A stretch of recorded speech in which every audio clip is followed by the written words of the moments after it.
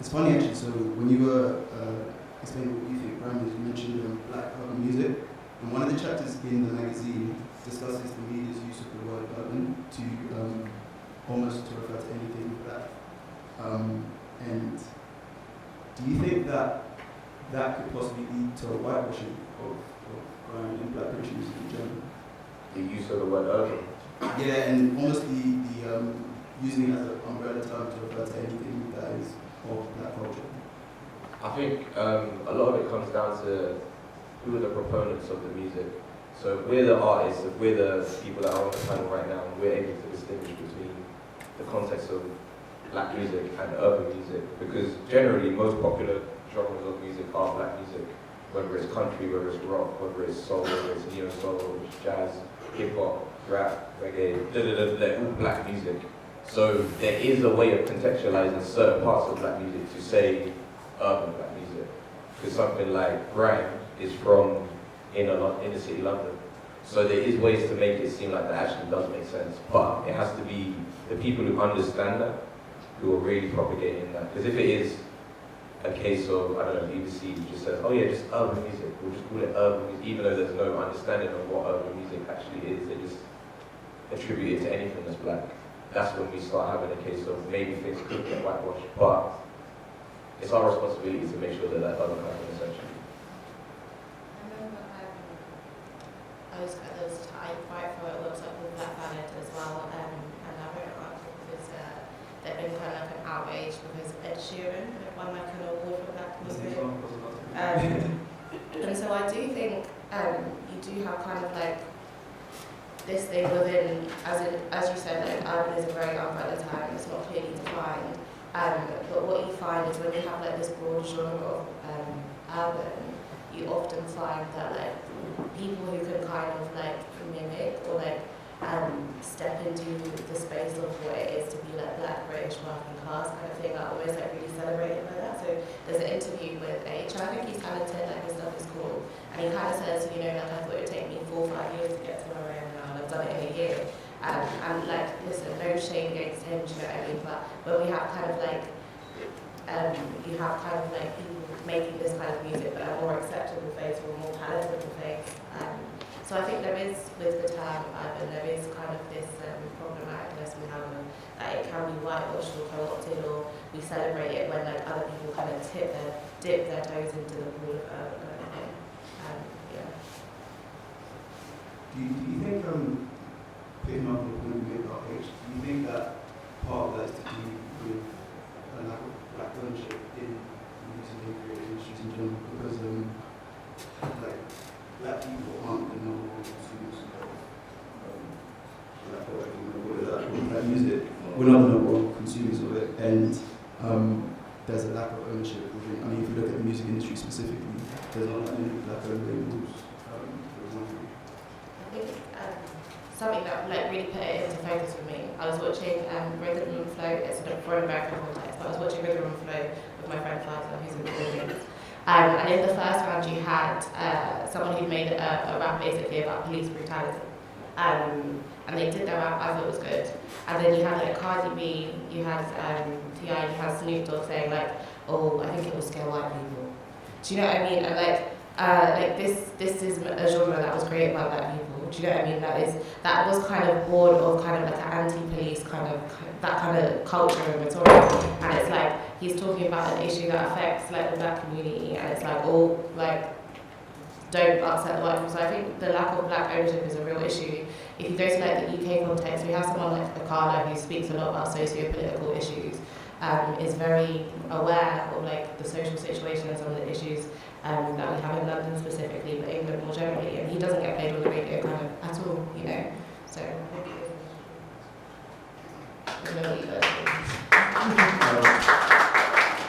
I think ownership is a huge issue, but I think it's also hip-hop's ambition to become corporate, hip-hop's ambition to play the capitalist game. The truth of the matter is, hip-hop only really works in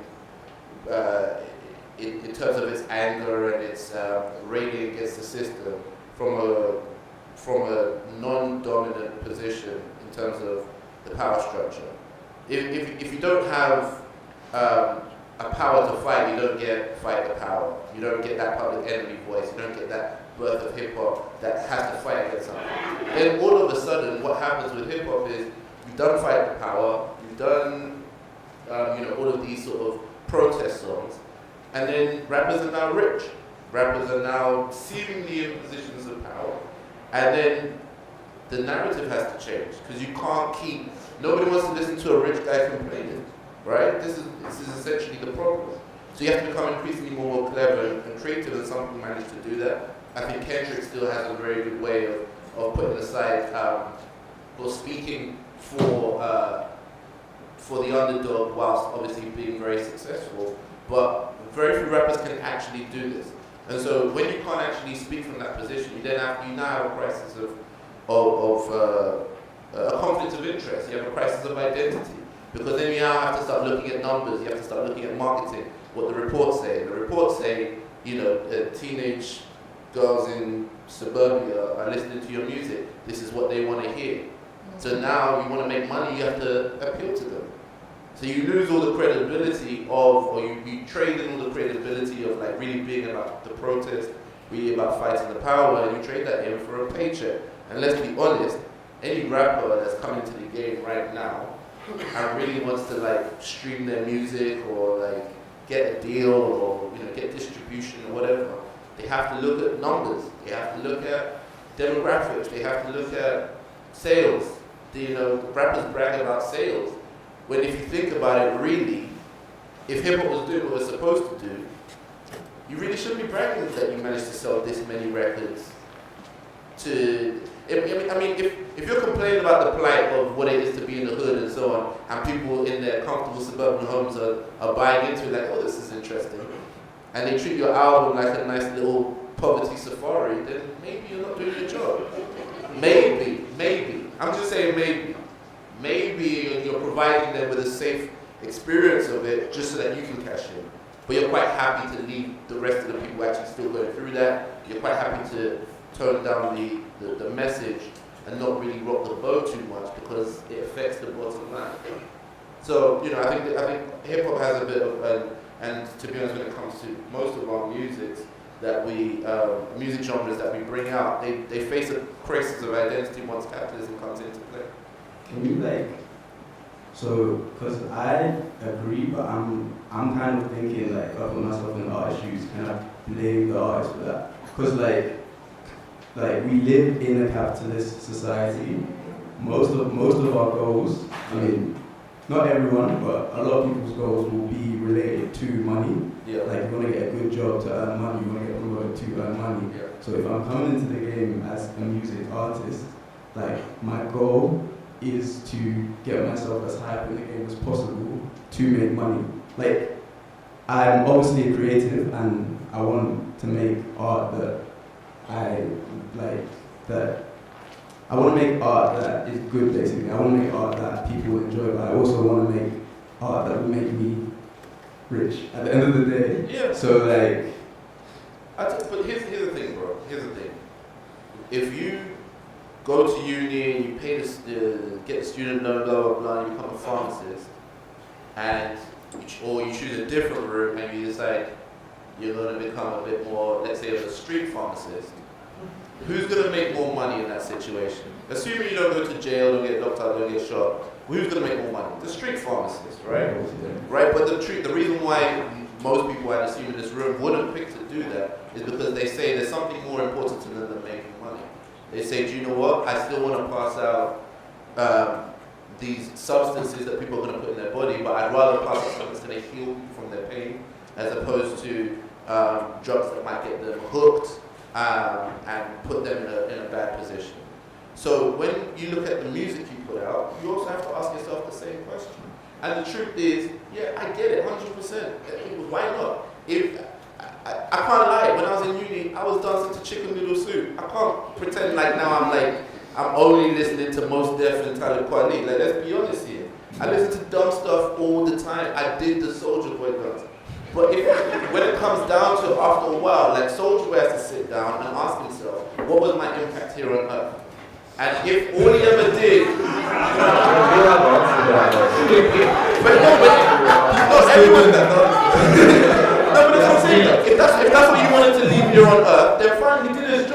got us all to do the Superman dance. And he hopped up out of the bed and turned his swag on. Like, that's what we know him for. But then at the same time, you know, if let's say he was Kendrick Lamar, he might wake up and not feel so happy with that. So Kendrick has gone through a different journey and decided he wants to actually speak towards something that's a bit more real and a bit more soulful and something that would actually speak to the real plight of people in America right now. And I think he probably sleeps well knowing that he's doing what he wants to do and he's financially viable as well. So, you know, Bob Marley was selling records and he was singing liberation music. So it's not as simple as, oh, you know, you just take the L making money because you're trying to do the right thing. No, you could be financially viable. It might be a bit harder, and it might mean that you don't get to go to all the BET awards and, you know, blah blah blah, or you might not get all the distribution, all the endorsement deals and all of these things. But yeah, that's what I say. It's just every artist has to work out for themselves. And even for me as a comedian, there's so many jokes I could tell which would bang, it might go viral, or whatever it is. But I have to ask myself, what kind of jokes do I want to leave here on earth? Is this, what messages do I want to put out? I could very easily do material that I think is actually quite demeaning to my people, to black people, to Nigerians, or whatever it is. There's lots of easy jokes out there. But I might not be the one to tell them because I feel like maybe that's not what I want to do with my comedy. Do you see what I'm saying? Like, it's just each artist's decision. I get you. Lemzi, I'm keen to get your insight on it as an artist yourself, like, because a lot of what you said, Ola, kind of puts the responsibility on the artist himself. Lemzi, would you agree with that point of view? Yeah, 100%. Any kind of art to me is all about self-expression, and the artists that I listen to are the people that are able to express their reality and their perspectives in the most articulate and creative way possible. So I listen to people like Kendrick and J. Cole, Chance the Rapper to an extent. There's a bunch of people I listen to that's their main objective, being honest. However, not everyone does music or art for the same reason. And though I think that's unfortunate, a lot of it is actually also on the consumers as well. So as an artist, if your objective is, you know what, because I think even Cardi B said, look, I'm coming in, trying to make some money, have a good time, and that's not a bad thing. But if it's me, I don't listen to Cardi that much simply because I don't feel in the music there's 100% authenticity I'm getting. Sometimes I feel like it is catering to consumers who want to hear certain sound or certain style, certain words, certain whatever it is. And that's not for not Cardi because she's a Grammy award winner, whatever. I think that as an artist, you just have to decide exactly what you want. Do you want to be the person who's speaking for yourself, speaking for certain other people? Do you want to just provide something for consumers because you know that's what they want? Do you want to follow a trend that's already been set by someone else, or do you want to create your own trend? That's kind of how you have to decide. It's very subjective, and it's not that anyone is wrong or right. Some people do both. You know, Jay-Z's great, he's done both throughout his career. Kanye West has done both throughout his career, and they're both very, very successful people. And also owners of businesses, owners of labels and stuff, and seeing other artists come through them. Because of Jay-Z that we've seen, J. Cole to the extent that we have. It's because of Kanye that we've seen Common even to the extent that we have, even though Common came before him, but he helps him produce beat. He also helps him in terms of signing to good music and stuff like that. So it's quite nuanced, and it's rare that it's like one person who has just one attribute about them. So yeah, subjective to me. I think, like, especially in the UK context, I can definitely think, like, so if we think of maybe the biggest artists who are urban, even though we've talked about how that term is not very useful for us, I think of like Lemzi, I think of Dave, and these are people like, if you think of Dave, perhaps his most popular thing is Question Time. He's talking about like, why are we not paying nurses enough, why is the Prime Minister like not caring about ordinary people, I think. Or even if you think of people like, I don't know if all of you know George the Poet. He was a really successful poet, so he kind of went to Cambridge and then he got signed and he kind of made like a different sound. And I think it's really interesting. I think we're really seeing it play out in real time because you have Stormzy doing something like Theresa May wears that money for Grenfell, and the next day like the press goes mad and they're like, he grew up on a council estate, like how dare he? But I think when we think of our most popular artists, they're not, it's not necessarily that once they kind of like attain that success, as you guys have said with Jay-Z, to less of an extent Kanye, but it's not an extent that, it's not that once they attain that success, that they can't speak out about these issues. If anything, I think they have a voice, and I think people are really hungry for that as well, because I think the people who succeed are the people who, do you know what I mean? The only difference really between where we're at in America is simply that in terms of our growth and our output, we're slightly behind. Like, the way I interpret our music scene now is that we're hitting that point of where America was in the 90s, where we're literally having a spread of just really talented artists who seeing success and all able to say what they actually want to say. And so many different styles. You have Steph London all the way through to Stormzy, which are completely different artists, but both see great success in what they do. So I feel like we will start seeing more and more ownership, more and more artists that have something to say within our community here in the UK. The reason I use the US as an example is just because they have a bit more of a history. Yeah, no, definitely. I feel you both about it, definitely. Yeah, and I think just the simple one-line answer to your question is just look at Stormzy, because that brings it home. You know, this is somebody who constantly makes a statement. Somewhere deep down in himself, he's decided, like, I'm going to make money, and I'm going to be commercially viable, but I also want to make sure that no matter how many young, white kids in suburbia love my music, I'm going to keep it as 100% as possible. I'm going to tell the real stories, and I'm going to say where I think there's something wrong. I'm going to speak truth to power, and these things are not beyond you. It's just the fact that he's essentially leading the market right now, and some people follow the market. He's a market leader. He says, this is what I'm putting out, then the market follows him. And some people go, well, this is what the market wants, so this is what I'm going to put out. And then it tends to be trash. I think it's interesting as well, especially with Stormzy. We're seeing him walk a tightrope, because like he's got like obviously like murky books, and he's got the scholarship he did for kids at Cambridge, which is great. But then also he'll do something like bring out a £200 tracksuit, and people will be like, you sold out. Like, what have you done for the culture? So I think you guys are really right. It's like such a, do you know what I mean? It's like I gave you a whole scholarship, and a whole like publishing press, but like So when you do walk that tightrope, I guess, especially in the UK, maybe because it's quite small, because it's still emerging, it's like you can't win on either side. So It is true though, like if you look at the most successful artists both in hip hop and in grime or UK music, like you've got Stormzy, you've got Kendrick, you've got Jay-Z, Kanye, like all of them have spoken out about issues, like they are more socially conscious. So there's definitely room for it. I just feel one, that there's a bit less room, and two, that it's harder to go that route. Like you need to be a lot more focused on your output than you know what I say? The reason those names are so important is because what they show is longevity and sustainability. Like there's artists that come, you see them have great success, like Fetty Wap for instance. I was just thinking them as well. And they'll have a year or a summer or something where it's like, right, this person they're out here, they've released an album or a great single, whatever it is, and then you never hear from them again. Or if you do, you're just not as interested. But those people who just share their self-expression, share what they're feeling at that moment in time or in that period, those are the people that have that sustainability, because their brand in a commercial and capitalist society, their brand is all about their output and their self-expression, essentially. Yeah. And it can feel hard. It can feel like, why am I doing all this work? But, to be honest, the thing about putting across a message, it's very easy to be like, yes, I put out some conscious stuff and nobody supported it. Do you know what it is? Maybe it was wet. Do you know what I'm saying? There's a lot of wet conscious artists out there, let's be honest about it. You know the guys is like, it's lyrical, mystical, you know what I'm saying? They've always got some mad rhyming schemes that nobody wants to listen to, but they feel because what they're saying is important, it should bang. That's not what it is. All of these artists we mentioned who do speak out, they're first and foremost very gifted at their craft. They're very good. And I think part of the skill is learning how to be so good that whether somebody agrees with you or not, they just have to accept what you're saying. And that's one of the things I learned doing comedy, was that when I first came out, I thought I was really edgy. I had some jokes that I was really like saying the real stuff. And nobody would be laughing. I'd walk off stage like, they're not ready for me. I've got the real bars, blah, blah, blah. The truth was, I just hadn't got to that point of having the skills in my repertoire as a comedian to be able to put across such complex ideas whilst still being funny.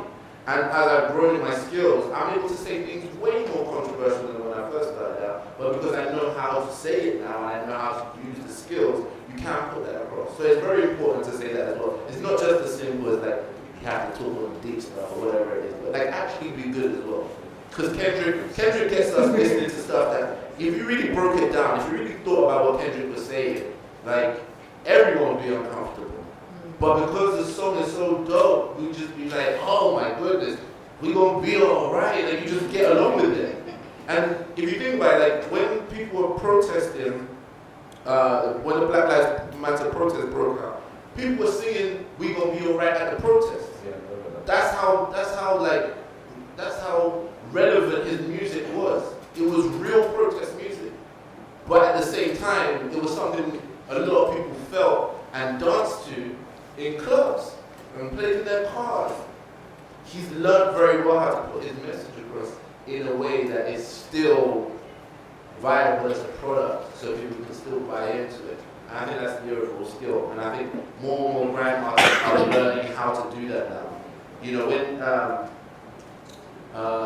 when Dave is putting out music that is something that's questioning society and so on, he's doing it in a way that still makes you want to listen to him. You know what I'm saying? It's not like all of them are bangers except for the one where he's talking the real stuff. They're all bangers. You see what I'm saying? So that's important. Very important. I feel like you guys will know much more about this than me, but I have a question because so we know now that in the industry you have streaming and selling records is not necessarily the main medium for which you make your money, it's more touring. So with touring and touring and developing a fan base, because the person I'm thinking of is someone who stayed independent, who I think has had quite good success. He's like Little Sims, and she kind of has toured the world, kind of independently. So we're talking about issues of ownership.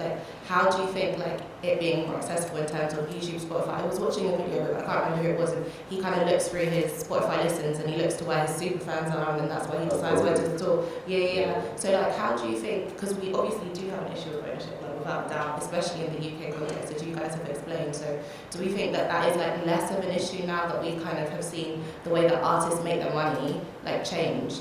Do you know what I mean? Or not necessarily, or someone, he's not black, but someone like Loki, for example, will go and tour and his music is quite conscious. I don't know what you guys think. Yeah, I think a lot, so again, it goes to the subjectiveness of your art. What do you want to put out and who do you want to attract? With someone like Loki, for example, he stopped releasing music because he was at a point where he was overwhelmed by how many people were listening to him, but people from a certain demographic, the people who wanted to hear about what's going on in Palestine and Israel, for example. That fed him enough for him to be able to tour the world.